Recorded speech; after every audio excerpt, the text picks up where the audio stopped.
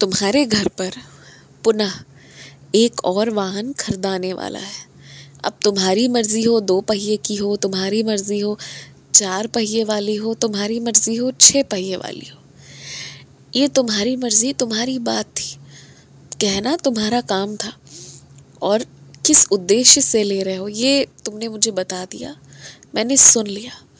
लेकिन अब देना मेरा काम है। मैं कह तो रहा हूँ वाहन नया आने वाला है तुम्हारे घर पर, लेकिन अब वो आएगा ना, तुम जो उद्देश्य चाह रहे हो वो उद्देश्य भी पूरा होगा और इसमें नुकसान जरा भी ना हो, ऐसी व्यवस्था बनाते हुए अब वो आएगा जो तुम्हारे पूरे परिवार के लिए और खुशियां लेकर आएगा।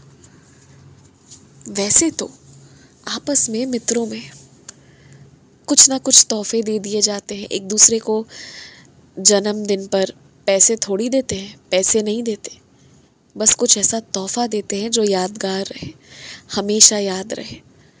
और कुछ अच्छे जो एक पल होते हैं ना मित्रों के बीच बैठकर, एक अच्छी यादें वो बनाने की प्रयत्न की जानी चाहिए जब किसी का जन्मदिन वगैरह हो तब।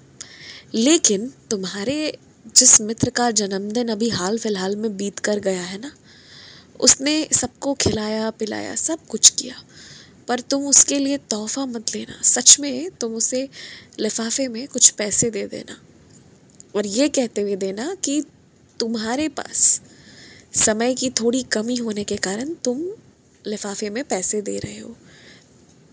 तुम अपने ही तरफ से ऐसा दिखा देना कि गलती तुम्हारी ही तरफ की है, जिस कारण तुम्हें ऐसा करना पड़ रहा है, और जिद करके तोहफा दे देना, वो लिफाफा दे देना और उस लिफाफे में कुछ धन राशि डाल कर देना।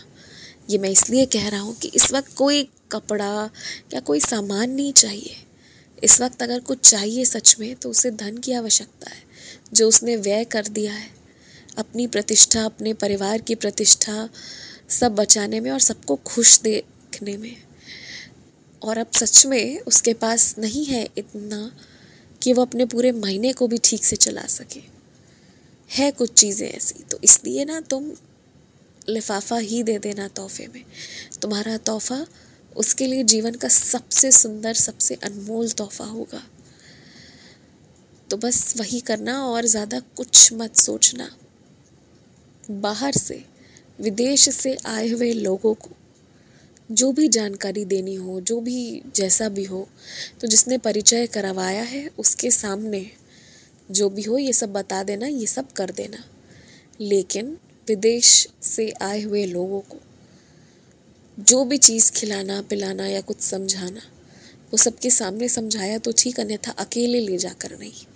ये ध्यान रखना, बहुत ध्यान रखना। इसलिए नहीं कि तुम कुछ गलत कर दोगे या वो गलत है, पर तुम्हारी बात ना सुनने के कारण कहीं उनसे कोई गलती ना हो जाए जिसके कारण तुम दोनों परेशान हो जाओ। तो ये चीज़ का ध्यान तुमने ही रखना है। अकेले में कुछ भी बातचीत नहीं होगी, जो होगा उन लोगों के सामने होगा जिन्होंने तुम्हें जिम्मेदारी दी हो, विदेश से आए हुए लोगों की सेवा सत्कार करने की, घूमने घुमाने की। एक अच्छा, एक स्वस्थ परिवार वही है जहाँ सब अपनी अपनी बातें रख पाते हैं और घर की जो महिला है ना, उसकी बात भी सुनी जाती है और उसके मन की भी होती है, या कहो कि पहले उसके मन की ही होती है, उसके बाद बाकियों की होती है। घर ना पुरुष प्रधान या महिला प्रधान होकर नहीं, घर प्रेम से चलता है। और जो ये प्रेम जो होता है ना, इसमें सबका योगदान होता है। एक महिला का और एक पुरुष का, दोनों का बराबर योगदान होता है। एक दूसरे को सम्मान देते हुए, एक दूसरे के प्रति सच्ची निष्ठा रखते हुए, तब जाकर घर आगे चल पाता है। तो इसलिए ये बहुत ज़रूरी है जितने भी पुरुष हैं उनके लिए कि वो सभी अपने घर पर सबके लिए बहुत प्रेम करे, सबके लिए आदर सम्मान सत्कार रखे, किसी के साथ गलत ना होने दे, परंतु अपनी धर्म पत्नी को भी उतनी ही अहमियत दे जितना बाकियों को। कभी भी अपने जीवन साथी को, किसी को भी, चाहे वो महिला हो पुरुष हो, उसे कभी भी दुर्व्यवहार नहीं करना चाहिए। जीवन साथी शब्द यूं ही नहीं दिया गया है। सच में साथ निभाओगे तो यही तुम दो लोग निभाओगे, बाकी सब भी रहेंगे, पर मूलतः अंततः यही दो लोग।